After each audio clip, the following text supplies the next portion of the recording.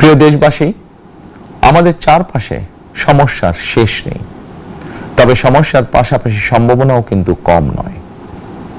আমাদের বৃহৎ জনগোষ্ঠীকে যদি আমরা দক্ষ জনশক্তিতে রূপান্তরিত করতে পারি, তাহলে এই জনসংখ্যাই হবে আমাদের জনসম্পদ।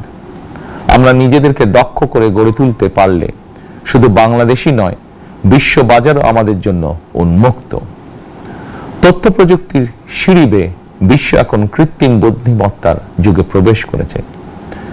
প্রযুক্তির এই প্রতিযোগিতামূলক বিশ্বে সম্মান এবং স্বচ্ছতার সঙ্গে টিকে থাকতে হলে আমাদেরকে কোনো না কোনো একটি বিষয় বা কাজে পারদর্শী হতে হবে। দেশের কোটি কোটি শিক্ষার্থী এবং তরুণ যুবশক্তির উদ্দেশ্যে বলতে চাই, মেধায়, জ্ঞানে, বিজ্ঞানে নিজেদেরকে যোগ্য করে গড়ে তোলার জন্য যত রকমের সহযোগিতা দেওয়া যায়, সব রকমের সহযোগিতা দিতে বর্তমান সরকার প্রস্তুত।